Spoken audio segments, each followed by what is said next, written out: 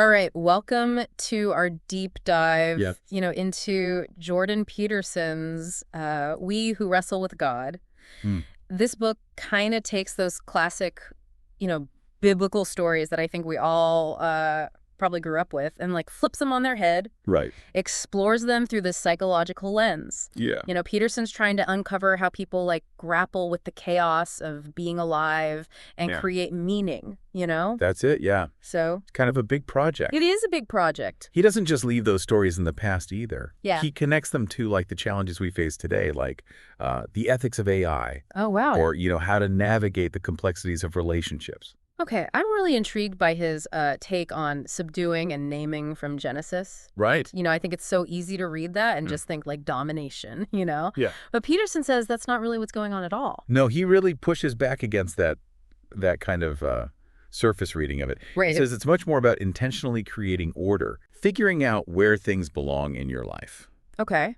You're essentially building like a hierarchy for your attention and your actions. Mm-hmm. Deciding what gets priority. So like Adam, when he names the animals, Yeah. he's not just, sitting there making a list. He's not just categorizing them, right? Right. He's performing this like powerful act of consciousness. Yes.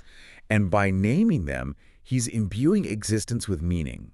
Okay. Think about it. Yeah. Words give us the power to define and understand our world. Okay, yeah. And it mirrors what Peterson calls the logos. Okay. This concept of a divine blueprint for truth and meaning that underpins all of reality. Oh, wow. Okay. Right. So it's not just this like cute children's story about animals. It's Well, about the very, Foundation. act of creating meaning. Yeah. Hold on. I need a minute to wrap my head around this logos thing. Yep. Is it like saying that there's this like inherent order in the universe? You got it. Okay. That's a great way to put it.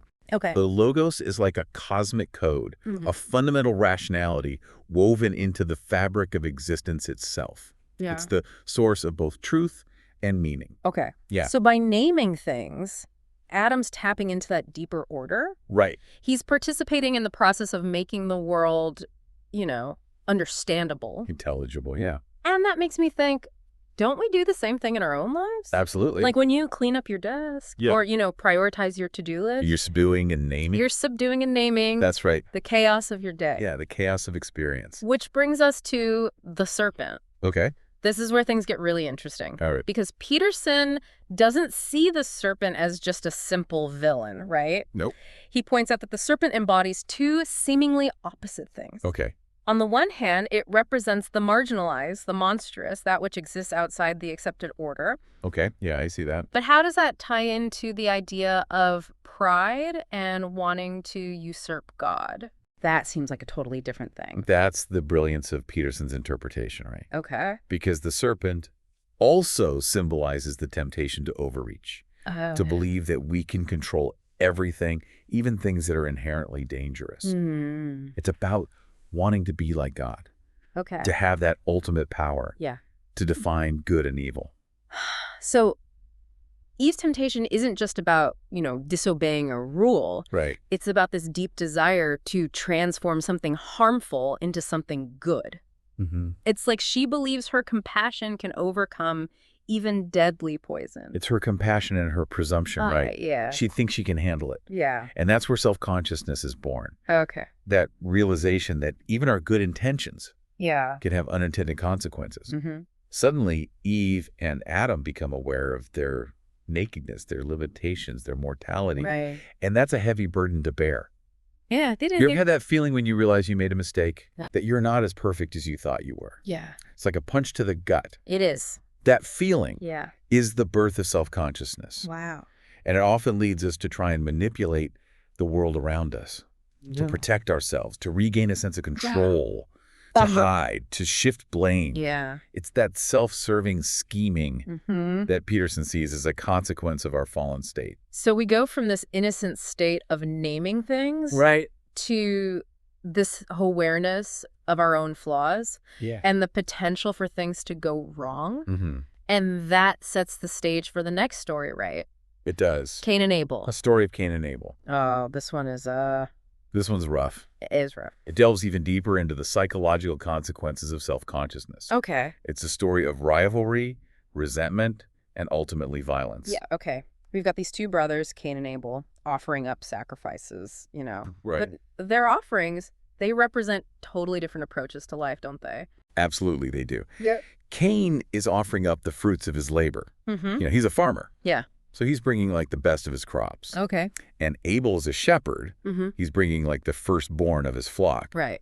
But, think of Cain's offering as representing this more material, like pragmatic way of engaging with the world, focused on control and tangible results. Yeah. Abel's offering represents something more spiritual and intangible, a kind of surrender to a higher power. And Cain's offering is rejected, right? Yes. Not because it's bad in itself, but because it's like it reflects his inner turmoil. Precisely. Okay. Cain is consumed by envy and resentment. Mm-hmm. He sees Abel's success as effortless, Yeah. almost as if he's been unfairly favored by God. Mm. It's that classic feeling of it's just not fair Yeah. that we all experience sometimes. Oh, I can totally relate to that. When Yeah. you work so hard for something and someone else just seems to coast along and get everything they want, Yeah. Like, why even bother? that makes you question the whole system. It does. Yeah. And that's the core of Cain's struggle, right? Yeah. He's not just angry at Abel. He's questioning the fairness of existence itself. Oh, wow. It's like he's saying, what's the point of even trying if the game is rigged? Right. And, this is something that Peterson talks about a lot, this feeling of resentment, Yeah. of the world being stacked against you. It's very real. It's a very real human emotion. Yeah. And it can be really destructive if we don't deal with it in a healthy way. But God doesn't just like abandon Cain. He challenges him. Right. Right.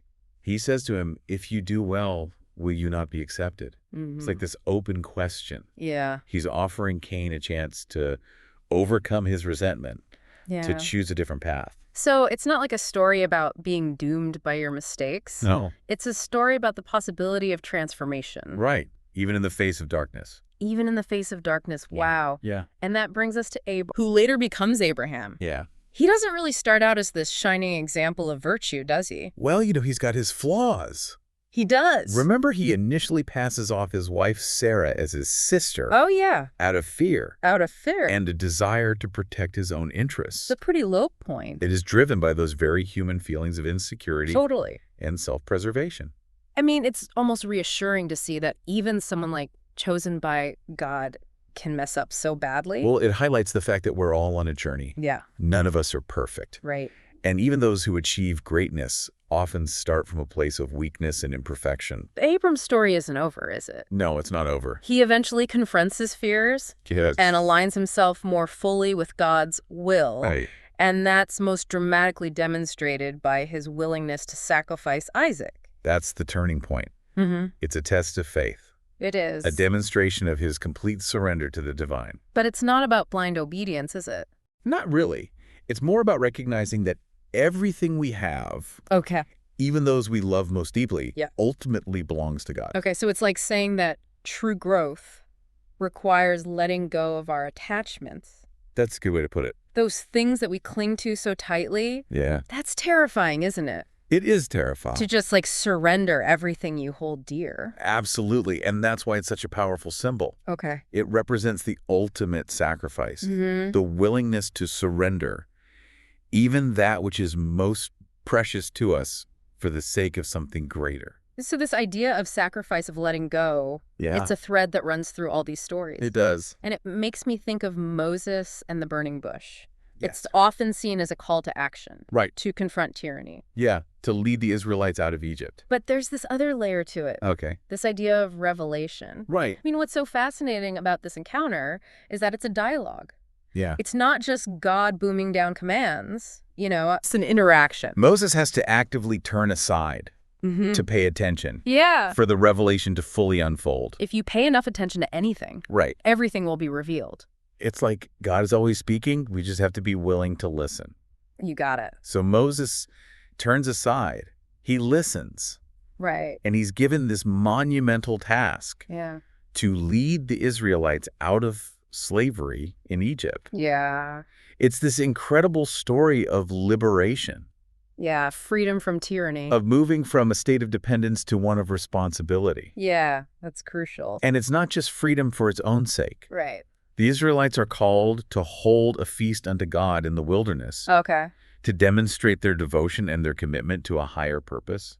So it's like freedom isn't just about doing whatever you want, right? It's Right. about using that freedom to create something meaningful, to Yeah. align yourself with something bigger than yourself. And that's where the Ten Commandments come in. Okay. They're not just this set of arbitrary rules. Yeah. They're about establishing a social order based on trust, cooperation, and respect for individual dignity. It's a blueprint It's a blueprint. for a just society. It makes you wonder, what are the laws we need in our own lives, in our own communities, to create that kind of sustainable social order? Yeah. What principles could guide us Towards a promised land. toward a promised land? Not just geographically, but ethically and psychologically. That's a powerful question, but sadly, the Israelites, even after experiencing this profound liberation, they show us how easily we can fall back into old patterns. Right. You're talking about the golden calf, right? Yeah. Talk about a regression. Yeah. They go from worshiping the one true God to creating this idol of instant gratification. Yeah. You know, it's the ultimate symbol of prioritizing short-term desires over long-term goals. It's like they just couldn't handle the responsibility of freedom. They couldn't handle it. They wanted to go back to something simple. Yeah. Something easy. It's like that feeling you get when you just give in to temptation, knowing you're going to regret it later. Yeah, but on a societal scale. But in their case, it's not just personal regret. It's a societal breakdown. Yeah? They lose their unity, their sense of purpose, Yeah. and they become vulnerable to manipulation and control. Peterson connects this directly to the dangers we face today, right? Absolutely. The constant bombardment of information. Yeah. The allure of instant gratification, the erosion of trust and shared values. It's like we're all tempted by our own golden calves. Yeah, those things that promise easy satisfaction, Right. but ultimately lead us further away from what truly matters. Okay, which reminds me of Jonah. Jonah. Talk about someone who tries to run away from responsibility. Yeah. He literally gets swallowed by a whale. Because he doesn't want to speak truth to power. Right. He doesn't want to face the consequences. But his task is so important. It is. It's a call to speak truth, That's it. even to those we dislike or disagree with. Even to our enemies. Jonah's reluctance is understandable, though. Oh, of course. Isn't it? It's hard to confront those who hold views that are completely opposed to our own. It feels uncomfortable, even dangerous sometimes. Absolutely. And that's why his story is so relevant today. I agree. It highlights the dangers of staying silent. When our conscience demands we speak up. Yeah, it's a reminder that sometimes the most difficult conversations are the ones we need to have the most. So Jonah's descent into the belly of the whale is like a symbolic representation of what happens when we try to bury those uncomfortable truths. Those challenges that demand we grow and evolve. And his eventual emergence is this powerful image of redemption. Coming back up into the light. It's about facing our fears, acknowledging our responsibility, choosing to align ourselves with what we know is right, even when it's hard. And it seems like that theme of confronting what's terrifying is at the heart of the story of the serpent on the pole. It's a strange one, right? It is a strange one. The Israelites are plagued by serpents because of their complaining and their lack of faith. They're being punished for their doubt and their disobedience. And then Moses creates this bronze serpent that heals them. Yeah, it's a symbol of healing and redemption. The bronze serpent is such a fascinating symbol. Yeah. What do you make of it? It represents this confrontation and overcoming of fear and poison. Right. It's like staring directly into the face of what terrifies you and finding a way to transform it into something that can heal you. It's almost like an antidote to the poison of the serpent from the Garden of Eden. That's a really interesting connection. Yeah. I like that. So we go from this primal fear of the serpent in the garden to this act of confronting and transforming it through the symbol of the serpent on the pole. It's like we're being shown a way to deal with our fears. Yeah. Instead of running from them. But it's not easy, is it? No, it takes courage. It demands courage and a willingness to look into the abyss. And that's where the story of David and Goliath comes in. David and Goliath, okay. I mean, classic story. everyone knows the story. Underdog tale.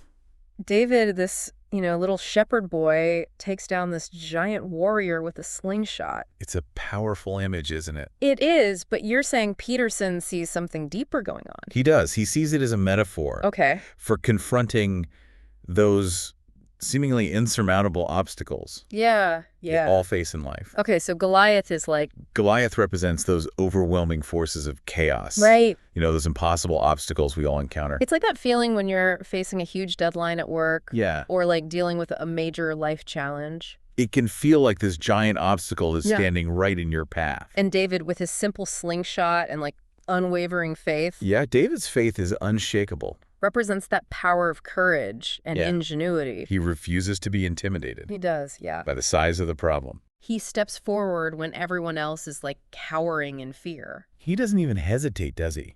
He doesn't. He just goes for it. So it's not just about like physical strength. No, it's about mental toughness. Right. About refusing to let fear control you. Believing that even when the odds are stacked against you, there's still a chance to overcome the challenge. And this connects to Peterson's emphasis on the importance of language. Okay, hold on. Right. How does fighting a giant connect to language? Well, it might seem like a jump, but think about it. Okay. Language isn't just about exchanging information. Okay. It's about creating a shared reality. It's about building those bridges of meaning that allow us to cooperate, build societies, understand ourselves, even understand ourselves. So language is like a tool. It is. For connecting with others, creating order out of chaos. Exactly. When communication breaks down, we lose that shared understanding, we risk falling into isolation and alienation. Peterson uses the Tower of Babel as a metaphor for this. Okay. Remember that people try to build a tower to reach heaven? Right. It's a symbol of their hubris. Yeah. And their desire to usurp God's power. Yeah, and their punishment is this confusion of languages. Right, the shattering of their shared reality. It's a powerful image of what happens when we lose the ability to communicate, to understand each other. It leads to division and conflict. Right. And the collapse of any meaningful social order. It makes me think about all the polarization we see today. Yeah. The echo chambers and filter bubbles. That make it so hard to have genuine conversation. Yeah. Where people can actually listen to each other. Right. And try to understand different perspectives. It's like we're all speaking different languages. Yeah, unable to bridge the gap. And that's why Peterson emphasizes the importance of seeking truth. Right. Even when it's uncomfortable. Even when it's painful. Even when it challenges our own beliefs. He warns against those who manipulate language and twist the truth for their own gain. So how do we navigate this landscape? That's a great question. Where everyone seems to have their own version of the truth. How do we figure out what's real? That's where that concept of the logos comes back into play. Okay, yeah. Remember, it's that underlying order, that pattern of being. Yeah. That's both true and good. So aligning ourselves with the logos is about seeking what's both true and good. Yes. Even when it's difficult. Even when it demands sacrifice. It's not just like an individual pursuit, though, is it? No. It's also about building a society that values truth, justice, and the well-being of all. Creating a culture where those principles are reflected in our laws, our institutions, our interactions with each other. That sounds pretty idealistic. It does. Is that even possible? In the real world, with all its complexities. With competing interests, yeah. Well, it's certainly challenging. Yeah. But Peterson argues it's the only way to avoid those cycles of chaos and tyranny that have plagued humanity throughout history. He uses the Israelites' regression into worshiping the golden calf as an example. Right. They abandon their covenant with God. They turn away from the true path. To chase after instant gratification. Instant gratification and empty promises. It's a cautionary tale for us today. It is. It highlights the need for strong leadership. Yeah. For individuals who can embody those principles of truth and goodness. And guide others towards a higher purpose. But even Moses, who led the Israelites out of slavery, he wasn't immune to temptation. Yeah, he makes mistakes too. When he strikes the rock twice to bring forth water, it seemed like a pretty minor infraction. It did. Why does Peterson make such a big deal out of it? Because it represents a lack of faith, a reliance on force, rather than trust in God's providence. It's a subtle shift. It is. Away from that dialogical relationship with the divine. That willingness to listen and respond with humility. So even someone as close to God as Moses could stumble and fall. It's a humbling reminder that none of us are perfect. We all have that capacity for both good and evil. For wisdom and foolishness. And it makes you think about how quick we are to judge others, right? Oh, yeah. To focus on their flaws and weaknesses. Right, to see the splinter in our brother's eye. Yeah. And ignore the log in our own... Without acknowledging our own capacity for making mistakes. And that brings us back to Jonah. Right. And his reluctance to preach to the Ninevites. Yeah, it's easy to judge him. For sure. For his initial resistance, but deep down... Don't we all struggle? Don't we all struggle? With those same feelings of prejudice and judgment. It's much easier to point the finger than to look inward. It is. It's much more comfortable. Yeah. But God's command to Jonah Yeah. is about transcending those tribal divisions, Mm-hmm. those narrow definitions of us versus them. Yeah. It's about recognizing the shared humanity of all people. Even those we consider our enemies. Even our enemies. That's a challenge that feels so relevant in our world today. It does. With all the conflict and division. It's so easy to demonize those who hold different views. To see them as monsters who deserve our contempt. That's the opposite of what Peterson's talking about. Yeah. That's the opposite of the logos. Right. The opposite of that unifying force that seeks to bring harmony and order to the world. So how do we bridge those divides? That's the question, isn't it? Those seemingly uncrossable chasms of difference. Right. How do we move beyond hatred and judgment? And find a way to connect with those who see the world differently than we do. Well, it starts with recognizing our own capacity for both good and evil, for both love and hate. Yeah. It's about seeing the other not as a monster, but as a fellow human being wrestling with their own fears, their own desires. Their own search for meaning. Their own search for meaning. Right. It's about acknowledging that we're all in this together. We're all in this together. Trying to make sense of this complex and often chaotic world. And it's about being willing to speak truth. That's crucial. Even when it's difficult, even when it risks making us unpopular. Even when it puts us in danger. Because ultimately, it's the truth. It's the truth. That sets us free. Both individually and collectively. Both individually and collectively. It's the truth that allows us to confront those serpents. Right. Both internal and external. And transform them into something that can heal and redeem. So it's not just about subduing and naming the world around us. Right. It's about subduing and naming those forces within ourselves. Those dark impulses that can lead to chaos and destruction. It's about choosing the path of the logos. Yes. The path of truth and goodness. Even when it demands the ultimate sacrifice. That brings us to one of the most challenging stories in the Bible. Yeah. Abraham's willingness to sacrifice his son, Isaac. This one's tough. It's a story that's so often misunderstood. Yeah, people see it as a test of blind obedience. Yeah. But Peterson offers a much more nuanced interpretation, doesn't he? He does. He sees it as a profound exploration of faith and the nature of sacrifice. It's about transcending those instinctual desires, those attachments that can hold us back from fully aligning ourselves with the divine will. I mean, it's hard to imagine anything more terrifying than being asked to sacrifice your own child. It goes against every natural instinct we have as parents. And that's precisely the point. Yeah. It's about recognizing that ultimately all things belong to God. Even our own lives. Even our own lives. And the lives of those we love most. It's about surrendering those things we cling to most dearly. And trusting. That even in that act of letting go, there's a deeper meaning. A higher purpose. That we can't fully grasp. So it's not about blind obedience. No. It's about a higher form of love. A love that's willing to surrender everything. Even that which is most precious. For the sake of something greater. And it's Abraham's willingness to surrender. To let go of his own desires.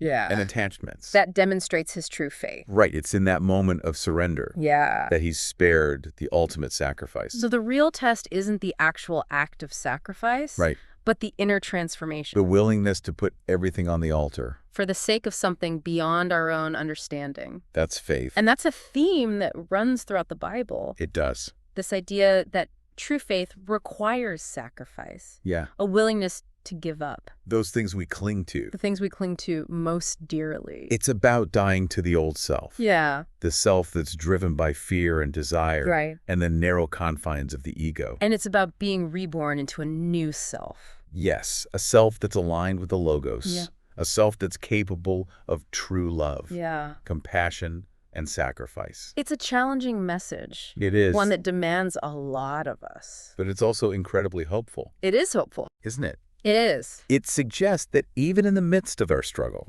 even in the face of our own limitations and the chaos of the world, right, there's a path to redemption. There's a path. to a higher form of being. And it's a path that's open to all of us. That's the good news. Regardless of our backgrounds, our beliefs, or our past mistakes. No matter where we come from.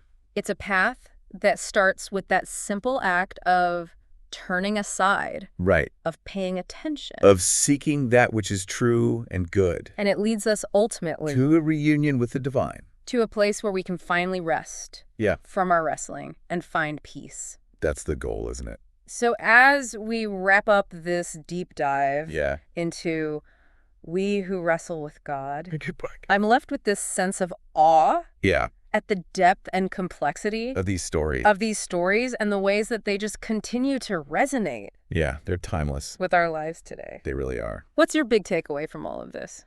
I think the most important thing to remember is that we're all wrestlers. We're all wrestlers. We're all engaged in this ongoing struggle. Yeah. To make sense of the world, to find meaning, to create something beautiful and enduring. Out of the chaos. Out of the chaos of existence. Yeah, and while the journey's challenging, it is. It's also incredibly rewarding. It's in the wrestling. Yeah. That we discover our true strength. Right. Our resilience. Our capacity for love. Our capacity for love and transformation. So maybe it's not about winning or losing the wrestling match. Yeah, it's about the process itself. It's about the continual striving. The never-ending quest to understand ourselves. And our place in the universe. That's the journey. And that's something we don't have to do alone. No, we don't. We have the wisdom of these ancient stories to guide us. And we have each other. We have each other. Yeah. To support us along the way. That's right. And we have that inner voice, that spark of the divine, that whispers to us in the quiet moments, urging us to keep seeking, keep questioning, keep wrestling. Keep the faith. This has been an incredible deep dive. It has. Thank you for joining me on this journey. It's been a pleasure. Through the world of Jordan Peterson and We Who Wrestle With God, we hope this has given you some new insights and sparked some thought-provoking questions of your own. And remember, the wrestling continues. But so does the hope. Keep the faith.